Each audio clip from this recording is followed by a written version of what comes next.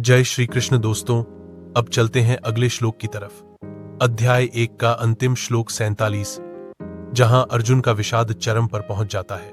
श्लोक पाठ संजय उवाच एव मुक्तवार्जुनः संख्ये रथोपस्थ उपाविशत् विसृज्य सशरम चापम शोक संविघ्न मानसः। संजय कहते हैं, युद्ध भूमि में इस प्रकार कहकर अर्जुन ने अपना धनुष बाण त्याग दिया और शोक से व्याकुल मन लेकर रथ के भीतर बैठ गए। मित्रों, यह श्लोक केवल एक दृश्य नहीं है, बल्कि अर्जुन की पूरी मानसिक स्थिति को दर्शाता है। एव मुक्तवार्जुनः शोक संविघ्न मानसः का भाव है कि अर्जुन ने युद्ध को संपूर्ण अनर्थों का मूल माना। उन्होंने युक्ति और प्रमाण से कहा कि युद्ध करने से यहां परिजनों का नाश होगा और परलोक में नरक की प्राप्ति होगी। इसीलिए उन्होंने निश्चय कर लिया कि युद्ध नहीं करना है।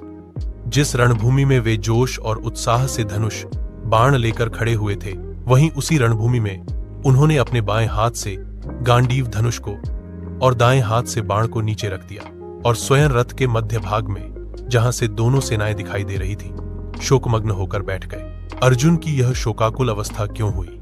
क्योंकि भगवान ने उनका रथ भीष्म और द्रोण के सामने खड़ा किया। जब अर्जुन ने अपने गुरु और पितामह को देखा तो उनके भीतर छिपा हुआ मोह जाग उठा।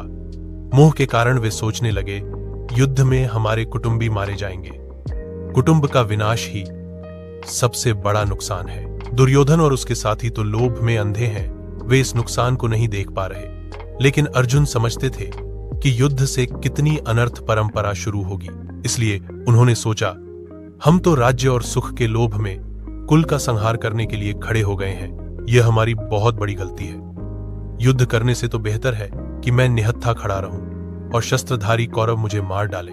ऐसे मोह से ग्रस्त होकर अर्जुन को युद्ध से हट जाना भी हितकारी लगा और अंत में उसी मोह के कारण उन्होंने धनुष बाण त्याग कर गहरे विषाद में रथ पर बैठने का निर्णय लिया। यही मोह की महिमा है दोस्तों। जो अर्जुन अभी थोड़ी देर पहले युद्ध के लिए तैयार थे, वही अर्जुन अब शोक से टूटकर युद्ध से पीछे हट गए। यहीं पर गीता का पहला अध्याय अर्जुन विषाद योग समाप्त होता है। शास्त्र की परंपरा के अनुसार अंत में कहा जाता है, तत्सत। इसी नामों के उच्चारण के साथ श्रीमद् भगवद गीतोपनिषद रूप ब्रह्म विद्या और योग शास्त्र से युक्त श्री कृष्ण अर्जुन संवाद में अर्जुन विषाद योग नामक प्रथम अध्याय पूर्ण हुआ। अब अगले अध्याय से शुरू होता है श्री कृष्ण का अमर उपदेश, सांख्य योग यानी गीता का दूसरा अध्याय।